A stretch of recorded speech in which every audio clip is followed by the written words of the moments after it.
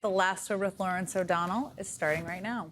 Hey, Lawrence. Hey, Jen, tthanks for mentioning that Ro Khanna is going to be here. He blew up the House of Representatives today and sent everyone scattering home. So he's going to lead off our discussions tonight and explain what's next in the House of Representatives.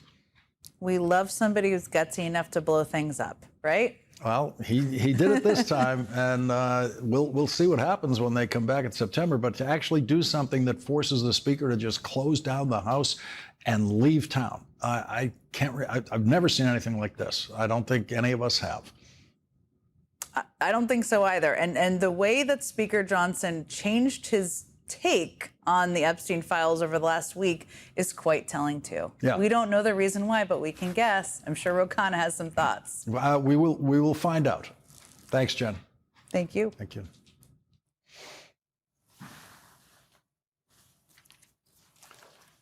Now, Jane, I want to ask you, did there come a time in your life when you met someone named Jeffrey Epstein?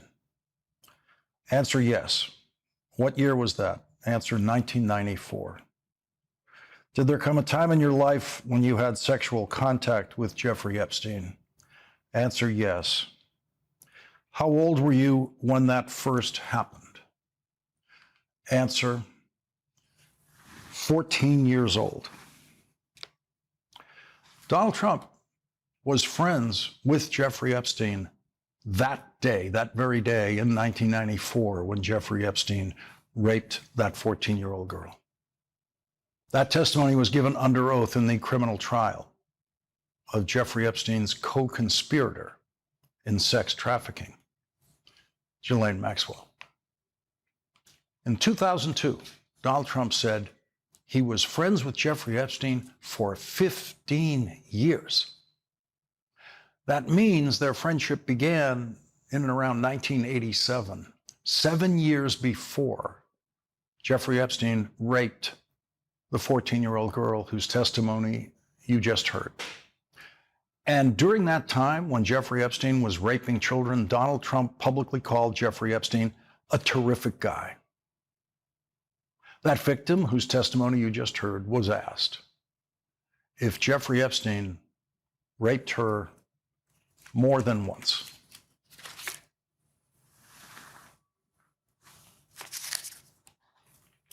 Question: did that happen once or more than once when you were 14 years old? Answer: more than once.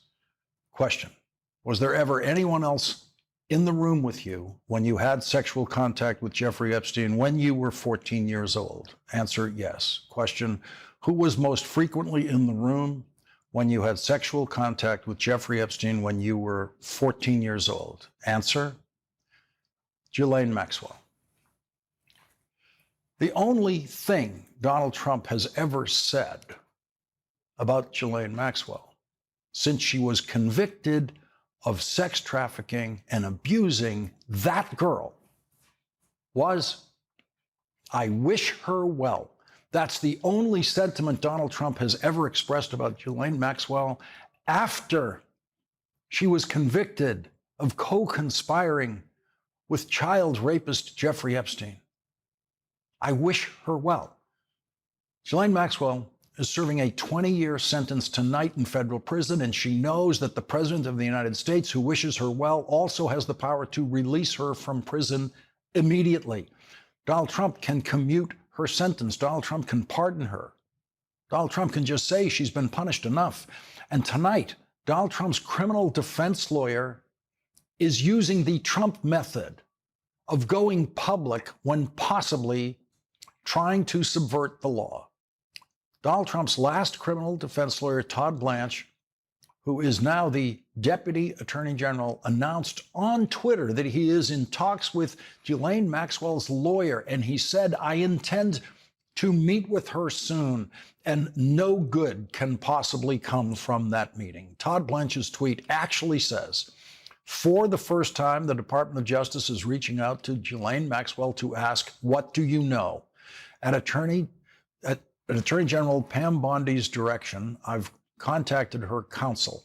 I intend to meet with her soon. No one is above the law and no lead is off limits. Now, Todd Blanche is lying so obviously because we know that any lead on Donald Trump is off limits. We know that about the Trump Justice Department, and we know that about Todd Blanche, Donald Trump's criminal defense lawyer. Todd Blanche has already contacted Ghislaine Maxwell's criminal defense lawyer.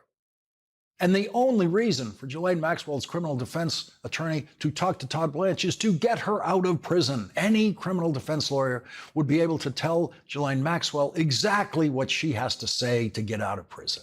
She has to say Donald Trump knew nothing about it.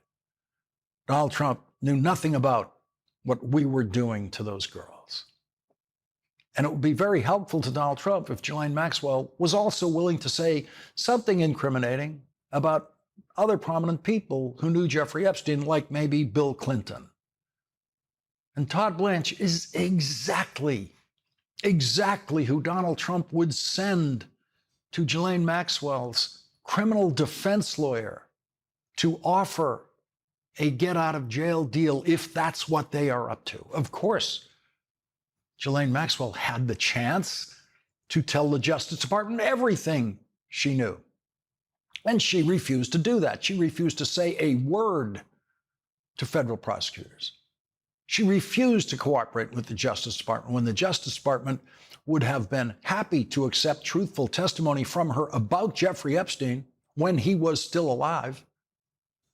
Ghislaine Maxwell and her criminal defense lawyer now know they are dealing with the most corrupt Department of Justice in American history, and the only incentive that Ghislaine Maxwell and her lawyer have to speak to Todd Blanche is to give Todd Blanche the magic words that he can pass on to Donald Trump to get Ghislaine Maxwell out of prison.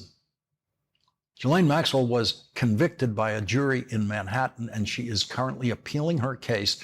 Most appeals of criminal convictions don't have a chance of succeeding, and most lawyers know that. It is legally and procedurally scandalous that Todd Blanche, of all people, has contacted Ghislaine Maxwell's criminal defense lawyer and intends to meet with her. And Todd Blanche knows how scandalous that is, which is why, in Trumpian fashion, he has made it public. Donald Trump makes public announcements about his intended illegal conduct all the time, including every single time he announces that he is going to illegally change a tariff. That's the Trump method. If he says it publicly, it can't possibly be scandalous.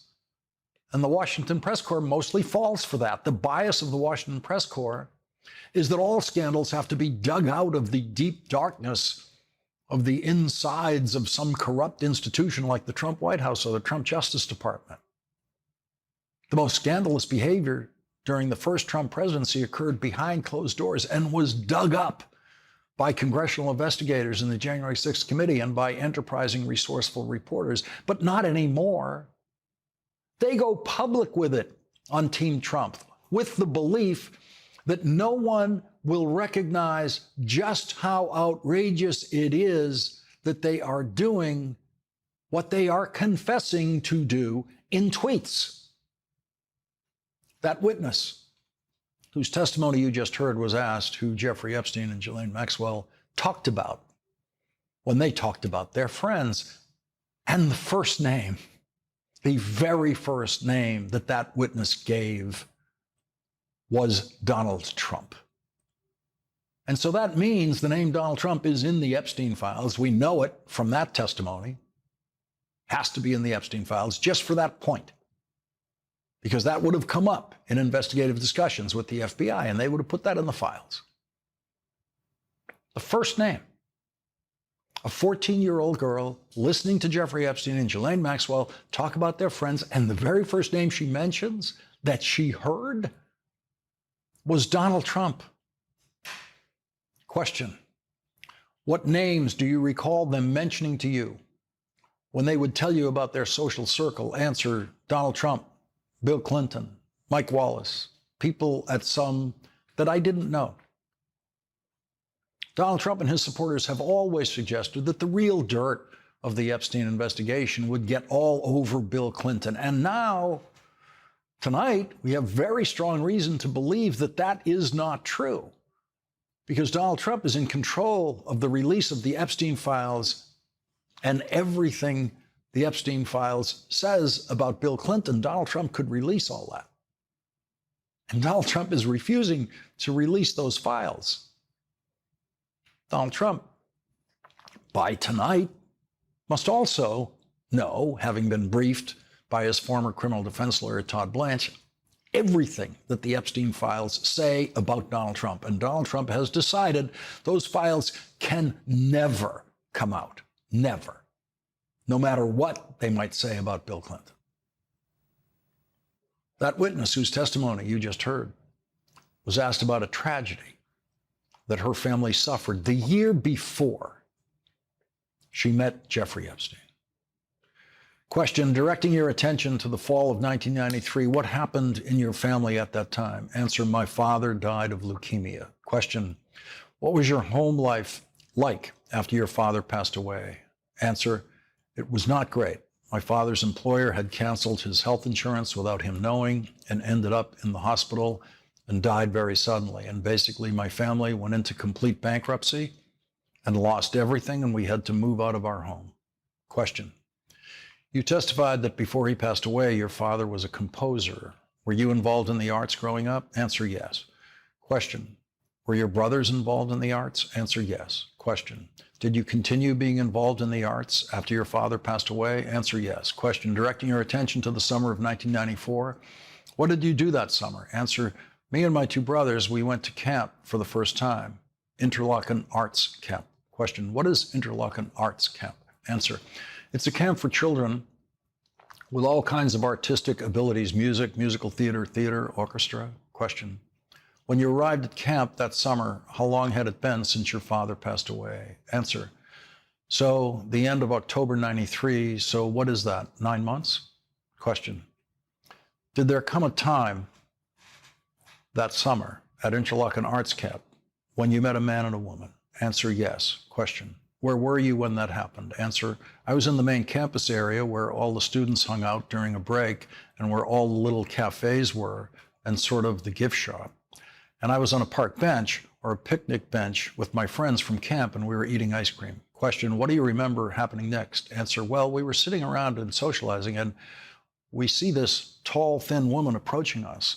Well, she was walking with a cute little Yorkie and the Yorkie came by us and we asked if we could pet the dog. Question, what happened then? Answer, we started chit-chatting, petted the dog, and the rest of my classmates had to go to class, and probably about a minute later, another man came and joined her.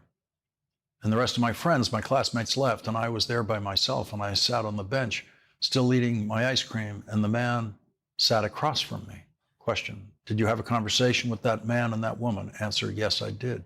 He seemed very interested to know what I thought about the camp, what my favorite classes were, what my least favorite classes, teachers, whatnot, what the experience was like, and proceeded to say that they were big benefactors of this camp and that they went there every summer and that they gave different kids scholarships. And so they wanted to really know what a student attending the camp, what their perspective was on it. Question, what, if anything else, did you discuss with them? Answer, well, they asked me where I was from, and I said I lived in Palm Beach, Florida, and the man said, what a coincidence, we live there too. What are your parents' names?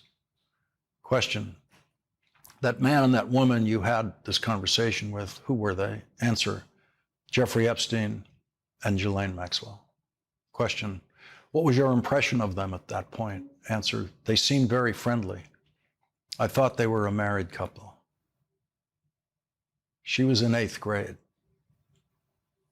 She was in 8th grade when Jeffrey Epstein and Ghislaine Maxwell together raped her. Question, why didn't you tell your mother during those years? Answer, because I felt very ashamed. I felt very disgusted. I was confused. I didn't know if it was my fault. And my mother and I did not have that kind of relationship. We didn't talk about our feelings. We weren't allowed to. I was raised in a household where you were sort of spoken to, and you don't speak unless you're spoken to. And I would be afraid that I would be in trouble if I said something. Question, during those same years, did you tell your brothers or any of your friends that you were being sexually abused by Maxwell and Epstein? Answer, no.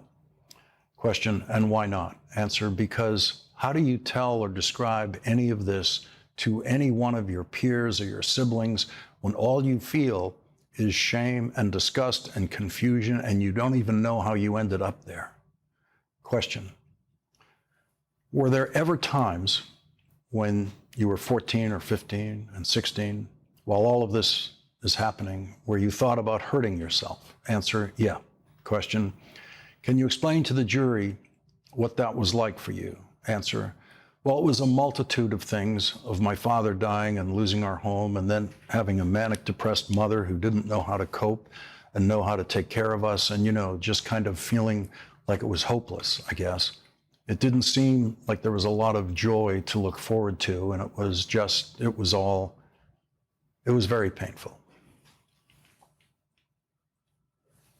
Very painful. Donald Trump has never said, I wish her well, about that victim of Jeffrey Epstein or any victim of Jeffrey Epstein and Ghislaine Maxwell. Donald Trump reserves all of his sympathies, all of his good feelings in the Epstein-Maxwell child rape story for Ghislaine Maxwell and no one else. What is Todd Blanche going to say to Ghislaine Maxwell? Is he going to wish her well?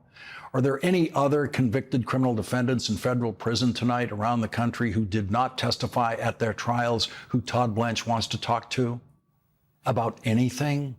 Of course not. There's just one. The person who was there with Jeffrey Epstein committing the crimes at the very time that Donald Trump said Jeffrey Epstein is a terrific guy, at exactly that same time. We know that Ghislaine Maxwell has things to say about Donald Trump because the testimony at her criminal trial showed, as you just heard, that she talked about Donald Trump to 14-year-old girls before and after raping them. The in over his head Speaker of the House seemed to mock his own overbearing public religiosity today when he actually invoked Scripture on the side of continuing to keep the Epstein files secret, on the side of Donald Trump blocking the release of the investigative files of the child rapist who Donald Trump called a terrific guy. Our first guest tonight, Congressman Ro Khanna, has teamed up with Republican Congressman Thomas Massie to create a nightmare for Donald Trump and for the Speaker of the House. They've been planning to bring a discharge petition that will be signed by both Democrats and Republicans in the House that will force a vote in the House on releasing the Epstein files. Donald Trump has attacked Thomas Massie now more than he's attacked any other Republican. And the Speaker of the House is now asking God's help in dealing with Thomas Massie. I try to follow Ronald Reagan's 11th commandment, never speak evil of another Republican. My gosh, it's hard to do sometimes around here. I also try to follow the Scripture. It says, bless those who persecute you. So let me just say about Thomas Massie, could you just accept my Southern, bless his heart, okay?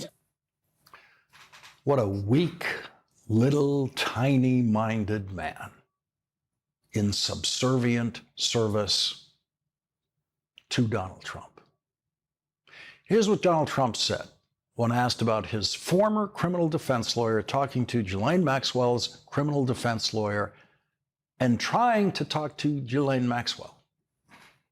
Mr. President, do you support the Justice Department seeking a new interview with Ghislaine Maxwell, and did you urge the Attorney General to seek one? I don't know anything about it. They're going to what? Meet her? Your Deputy Attorney General is reached out to Ghislaine Maxwell's attorney asking for a new interview. Yeah, I don't know about it, but I think it's something that sounds appropriate to do, yeah. Do you have any concern that your Deputy Attorney General, who's your former attorney, would be conducting the interview, given No, I have no past concern. relationship? He's a very talented person. He's very smart. I didn't know that they were going to do it. I don't really follow that too much. He's such a bad liar. Pathological liars are terrible at lying because they don't actually know what their lying sounds like to sane people. I don't really follow that too much. Donald Trump actually said that about the Epstein files. Donald Trump says it sounds appropriate for his former criminal defense lawyer to be talking to Ghislaine Maxwell's criminal defense lawyer to get something from Ghislaine Maxwell in exchange for what from Donald Trump? Or Donald Trump's former criminal defense lawyer? What does he have to offer to Ghislaine Maxwell? No, nothing about that. Nothing about that sounds appropriate. Donald Trump is, of course, trying to change the subject by absurdly and childishly accusing President Obama of crimes when the Obama administration was investigating the Russian interference in the 2016 presidential election. Absolutely nothing will come of these inane Trump accusations. There won't be a single minute of investigation about that. The Trump accusations are insane, not supported by a single fact. But this time, President Obama finally decided a response was necessary. President Obama issued a statement saying that Donald Trump, what he was doing was a weak attempt at distraction. And he said, out of respect for the office of the presidency, our office does not normally dignify the constant nonsense and misinformation flowing out of this White House with a response, but these claims are outrageous enough to merit one.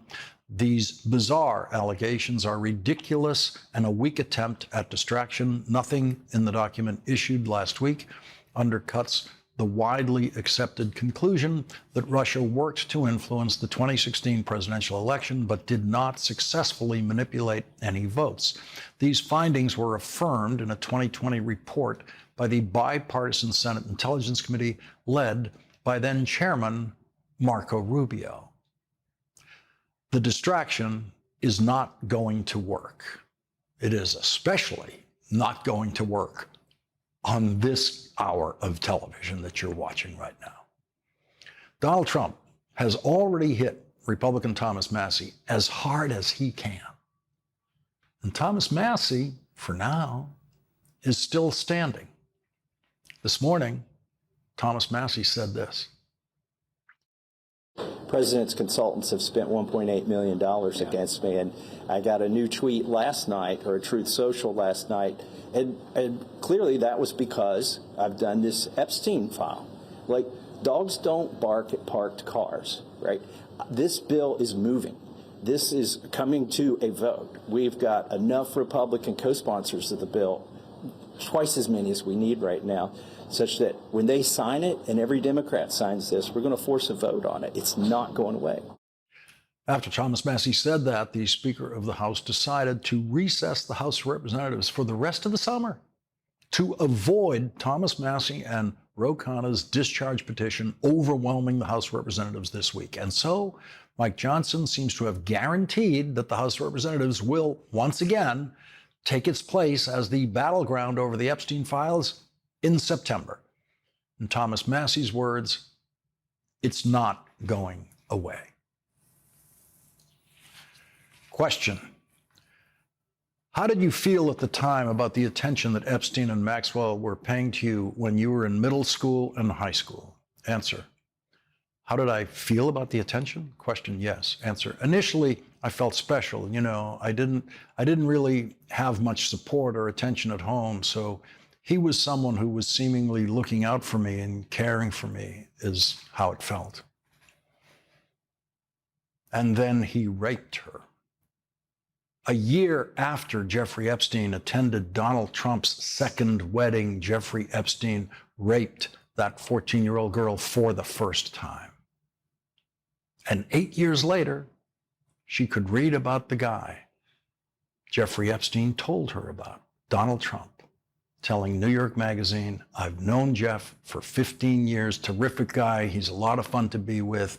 It is even said that he likes beautiful women as much as I do, and many of them are on the younger side." They were in middle school and high school, and that is why it is not going away. Joining us now is Democratic Congressman Ro Khanna of California. He's a member of the House Oversight Committee and the House Armed Services Committee. Congressman Khanna, what is the state of play as of tonight, and what have you been through today?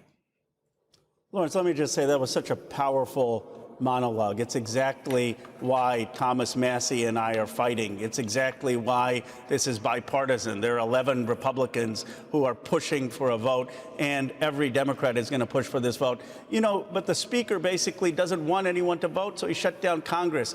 It really would be as if there were students who didn't want to take a final exam because they were going to fail. So they go to the principal, and you know what the principal does? He says, okay, we'll just end school. We'll call summer recess. I mean, it is a farce what is going on. They're shutting down Congress because they don't want Republicans voting on the release of the Epstein files. I want to read something that Rachel Maddow posted tonight. She said, whatever else Republican House Speaker Mike Johnson and the congressional Republicans who serve under him ever do in this life, this headline will last forever and ever for their whole blessed lives. The headline is Johnson cuts short House business to avoid vote on releasing Epstein files. It seems that some Republicans, Thomas Massie, and do you have an estimate of how many other Republicans understand that they simply cannot be associated with shutting down the House to protect the Jeffrey Epstein files? Well, there are 11 Republicans, including Thomas Massie, who are co-sponsors, but there are probably 24 who are appalled by what Johnson is doing. And they understand the consequences here. I mean, they're protecting child pedophiles, rapists, instead of young girls. They are undermining Trump's whole promise that he was going to be transparent and release these files. And they're shutting down the business of Congress. It's not just that we were supposed to vote on the Epstein files. We had other votes and other business with the budget that was supposed to happen this week. But because they're so afraid of votes on the Epstein file, they're literally shutting down Congress early, having us not do anything on the budget, simply to make sure that these files don't get released.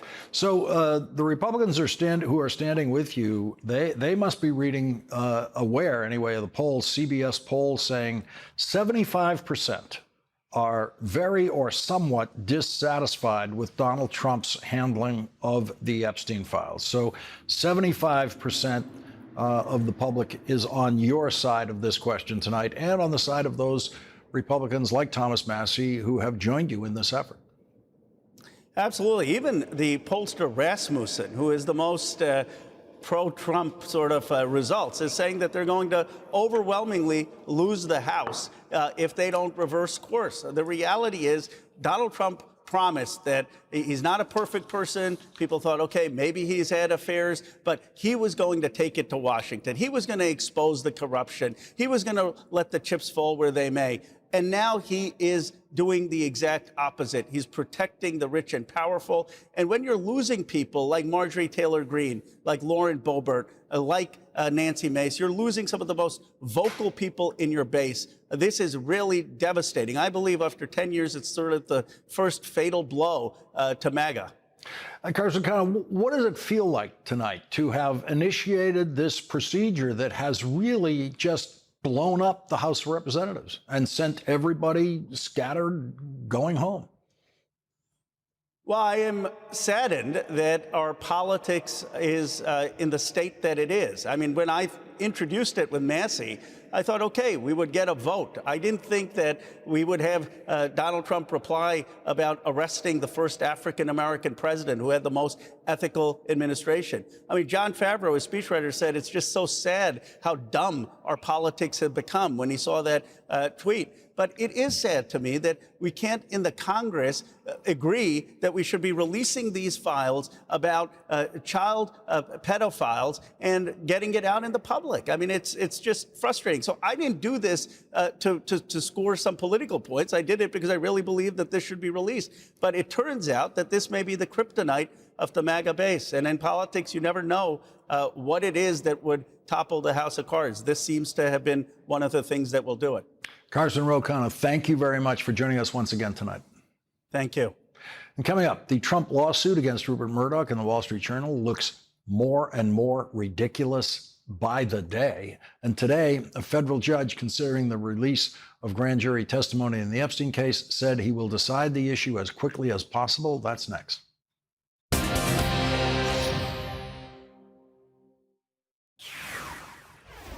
Today, the federal judge considering the Trump Justice Department's motion to release the grand jury testimony in the cases against Ghislaine Maxwell and Jeffrey Epstein said, quote, "The court intends to resolve this motion expeditiously. However, the court cannot rule on the motion without additional submissions." Judge Paul Engelmeyer said the government's motion, quote, "does not adequately address," those are his words, "the factors that he needs to consider before he can unseal grand jury testimony." Joining us now is Mimi Rocah, former district attorney for Westchester County, New York, and a former assistant U.S. attorney in the Southern District of New York. Also with us, Tim O'Brien, senior executive editor for Bloomberg Opinion and the author of Trump Nation. He is an MSNBC political analyst. Mimi, first of all, to Todd Blanche's meeting, he's trying to get a meeting with Ghislaine Maxwell, claiming that no one in the Justice Department has ever tried to speak to her before. And I can say, as a former colleague of Todd Blanche, I worked closely with him in the SDNY. He was there for many years. He knows that that is almost certainly not true, because SDNY has essentially an open door policy in the sense that if you're a defendant who has been charged and you want to come in and talk and be truthful with your attorney and cooperate, the Southern District will absolutely always listen, but it is very stringent about people being truthful. And that is likely, I'm going to surmise, why it didn't happen. Probably Ghislaine Maxwell didn't want to have to fess up to stuff that she hadn't already been charged with. And unfortunately, I don't think Todd Blanche, when he talks to, if he talks to Ghislaine Maxwell, cares about the truth. And that's the real travesty here. Tim, on the Wall Street Journal lawsuit that you have got great experience because Donald Trump sued you when you were reporting on him and still employed at the New York Times. You won that case against Donald Trump, as the Wall Street Journal surely will. One of the specific counts, one of their specific causes of action in their complaint against the Wall Street Journal and Rupert Murdoch is that the Wall Street Journal said that Donald Trump was a friend of Jeffrey Epstein. That is something that they are suing the Wall Street Journal over. Since they filed that lawsuit, the New York Times has had the Trump friendship in a headline. It has been repeated time and time and time again. It's been repeated all over the place. And no one else is getting sued for saying that Donald Trump and Jeffrey Epstein were friends. And there's the evidence. You couldn't ask for more evidence of that friendship. Including Donald Trump's own repeated statements that they were friends to me and to others for many, many years.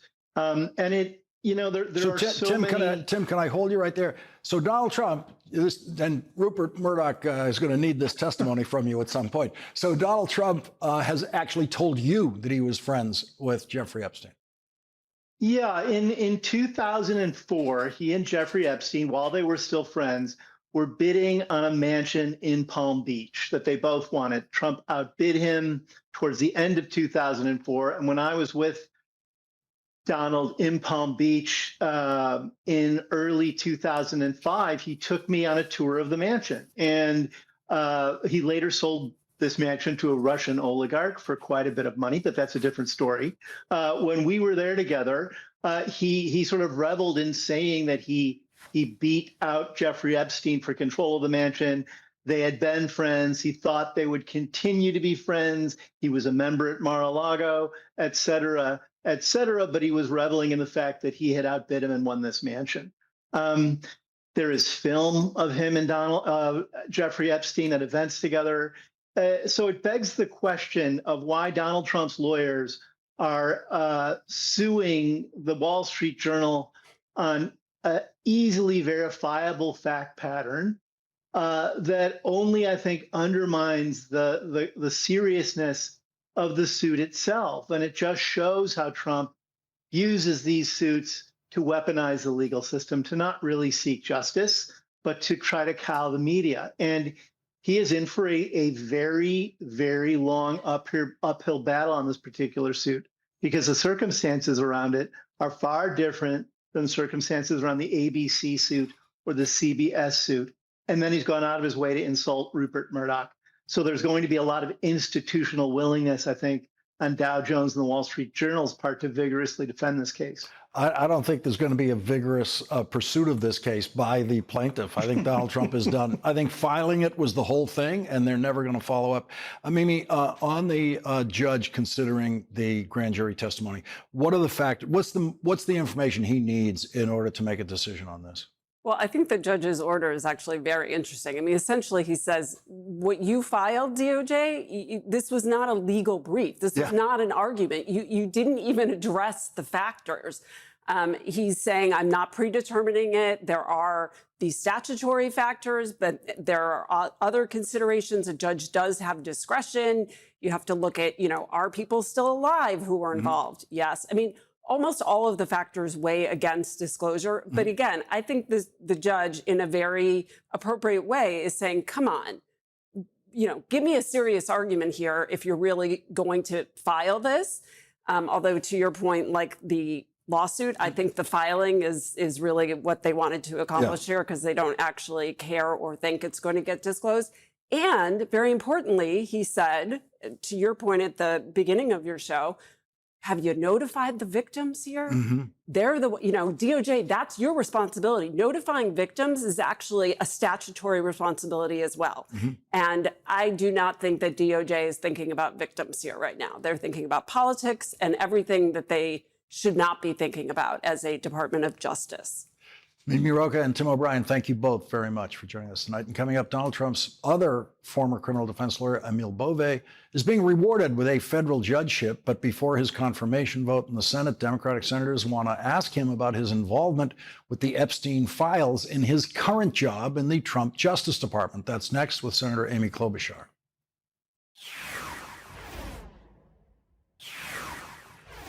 Joining our discussion now is Democratic Senator Amy Klobuchar of Minnesota. She serves on the Senate Commerce Committee, the Senate Judiciary Committee. Senator, the Epstein files made their way into the confirmation process of Emil Bove to become a appeals court judge. But the Republicans so far have successfully blocked any attempt for any of you to ask him about the Epstein files.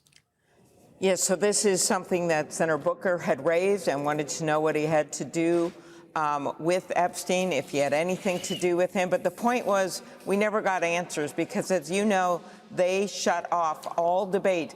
I was literally the next one who was going to speak when the chairman shut it off because they didn't want to have any debate about this highly controversial and problematic man.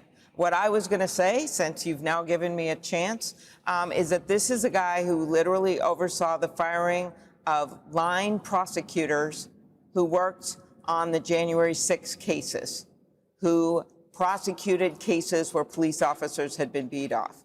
This is a guy who actually went after and decided that he was going to dismiss the case against Eric Adams. And then when these very courageous prosecutors, conservatives, worked for justices like Justice Roberts and worked for now Justice Kavanaugh, he was a judge at the time, when they said, no, we're not going to do that, Emil Bove said, hey, you know what? This is a policy matter. We want him to be able to enforce the Trump policies, so we've got to leave the mayor in.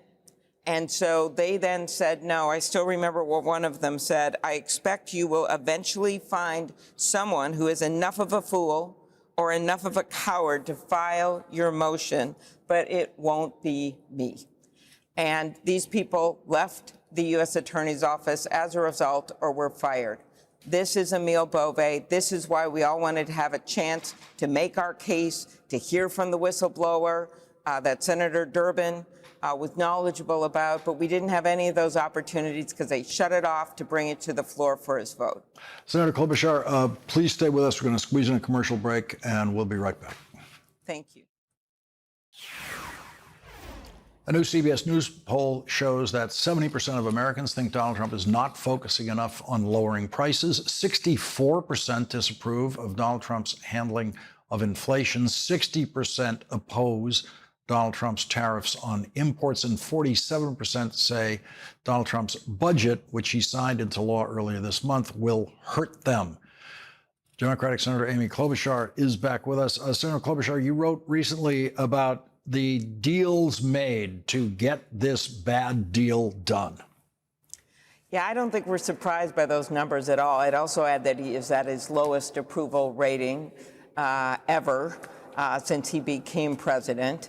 And when you look at what's happening here is he promised people, he had people vote for him that truly believed he was going to bring down costs.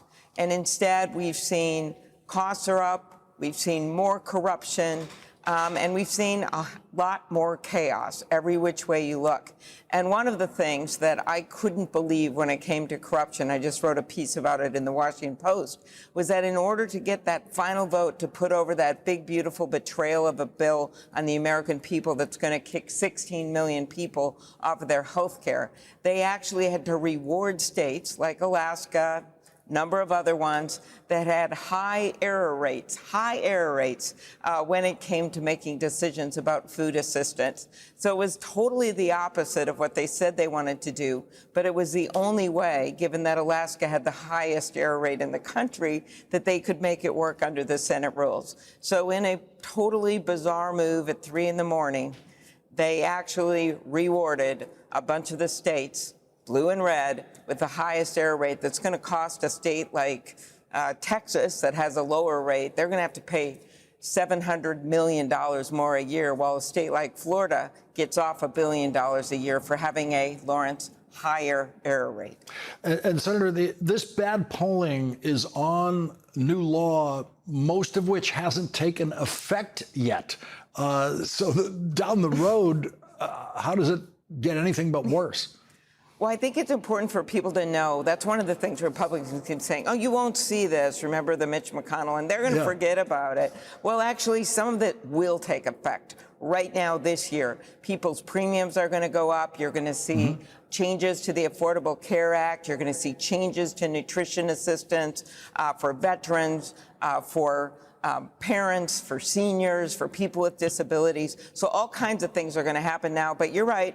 They did try to hide the ball by putting a bunch of things after the election, but people are onto them. They know they did this to help their wealthy friends, to help a bunch of billionaires. And so I always have faith in the American people. And I know this has been a tough year, but when you look at these numbers, you look at what happened in the Wisconsin Supreme Court race, you look at what happened in legislative races from Pennsylvania to Iowa, and the people are on our side, and we simply need to keep making the case and taking them on that this is not what the American people want. They want him focused on costs, and he's not doing that. He's off helping his buddy in Brazil, creating a huge mess with a bunch of tariffs that are bringing up costs, and inflation is up 2.7%.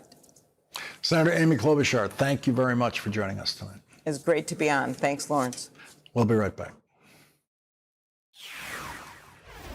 Senator Amy Klobuchar gets tonight's last word.